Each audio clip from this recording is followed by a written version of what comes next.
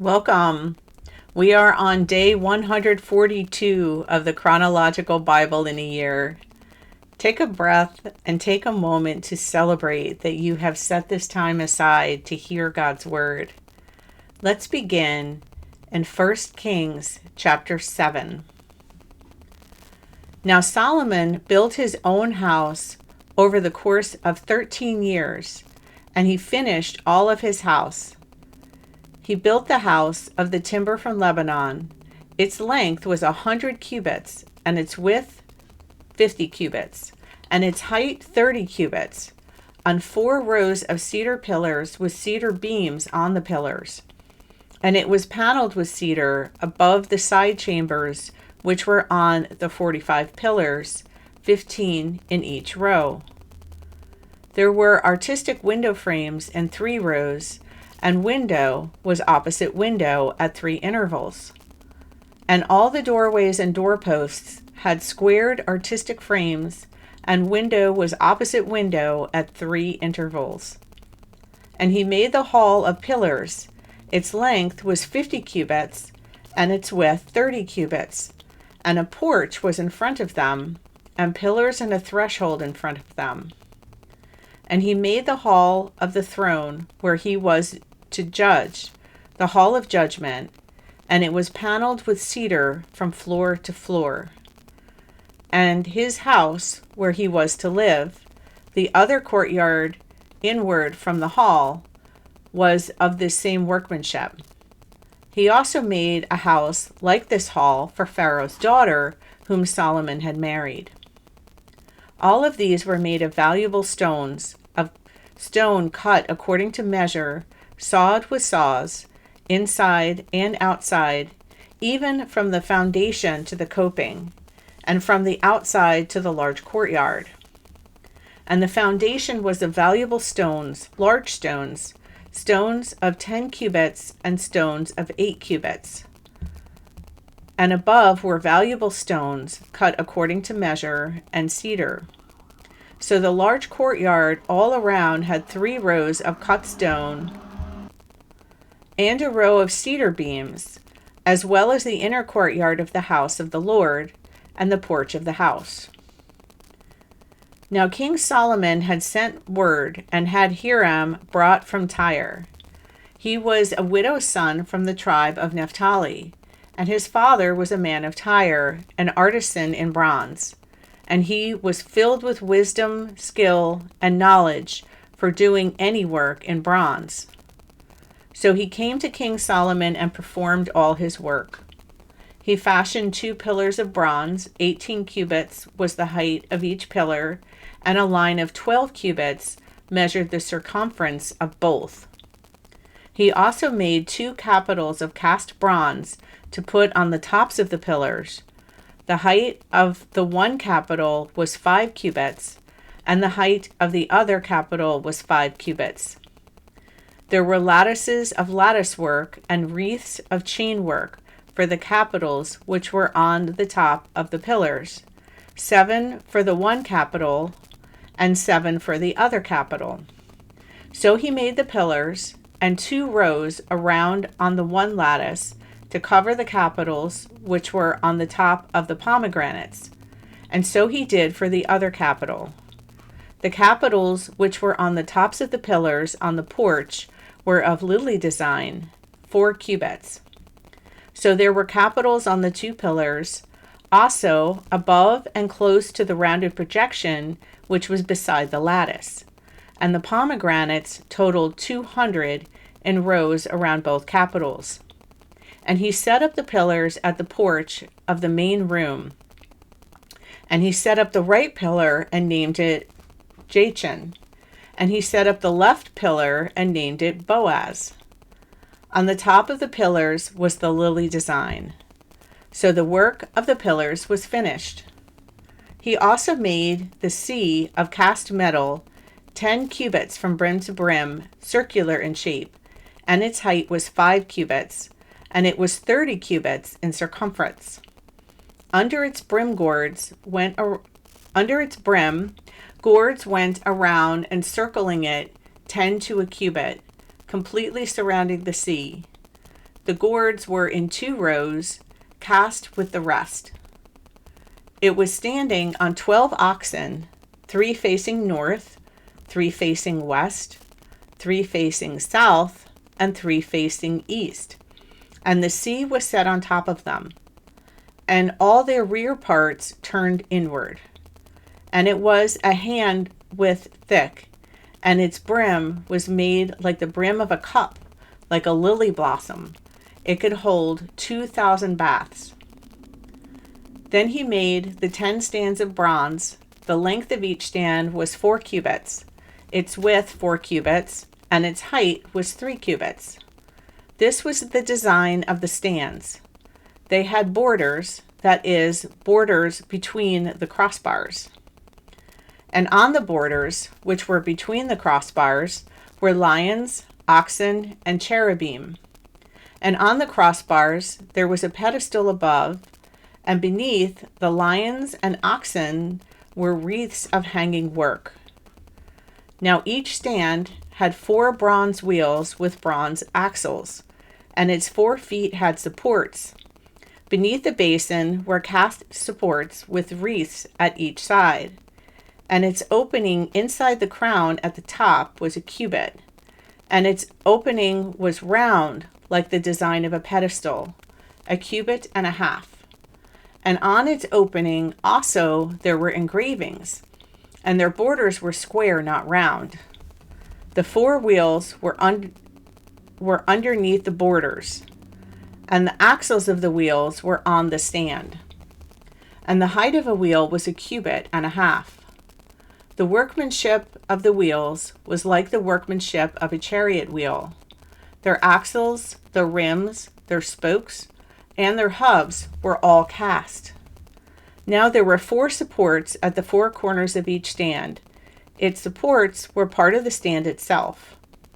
And on the top of the stand there was a circular form, half a cubit high, and on the top of the stand its stays and its borders were part of it. And he engraved on the plates of the stays and on its borders cherubim, lions, and palm trees, as there was clear space on them, with wreaths all around. He made 10 stands like this. All of them had the same casting, same measure, and same form. And he made 10 basins of bronze, each holding 40 baths. Each basin was 4 cubits, and on each of the 10 stands was 1 basin. Then he placed the stands, 5 on the right side of the house, and 5 on the left side of the house. And he set the sea of cast metal on the right side of the house, eastward toward the south. Now Hiram made the basins and the shovels and the bowls. So Hiram finished doing all the work which he performed for King Solomon in the house of the Lord, the 2 pillars and the 2 bowls of the capitals, which were on the top of the 2 pillars, and the 2 lattices to cover the 2 bowls of the capitals, which were on the top of the pillars, and the 400 pomegranates for 2 lattices, 2 rows of pomegranates for each lattice, to cover the 2 bowls of the capitals, which were on the tops of the pillars, and the 10 stands with the 10 basins on the stands, and the 1 sea, and the 12 oxen under the sea, and the buckets, the shovels, and the bowls. Indeed, all the utensils which Hiram made for King Solomon in the house of the Lord were of polished bronze. The king had them cast in the plain of the Jordan, in the clay ground between Succoth and Zarethan. However, Solomon left all the utensils unweighted, because they were too many. The weight of the bronze could not be determined. Solomon also made all the furniture that was in the house of the Lord, the golden altar and the golden table on which was set the bread of the presence, and the lampstands of pure gold, 5 on the right side and 5 on the left side, in front of the inner sanctuary, and the flowers, the lamps, and the tongs of gold, also the cups, the shears, the bowls, the ladles, and the fire pans of pure gold, and the hinges, both for the doors of the inner house, the most holy place, and for the doors of the house, that is, for the main room, of gold. So all the work that King Solomon performed in the house of the Lord was finished. And Solomon brought in the offerings vowed by his father David, the silver and the gold and the utensils, and he put them in the treasuries of the house of the Lord. 2 Chronicles 3, starting at verse 15. He also made 2 pillars for the front of the house, 35 cubits high, and the capital on the top of each was 5 cubits. He made chains in the inner sanctuary and placed them on the tops of the pillars, and he made 100 pomegranates and placed them on the chains.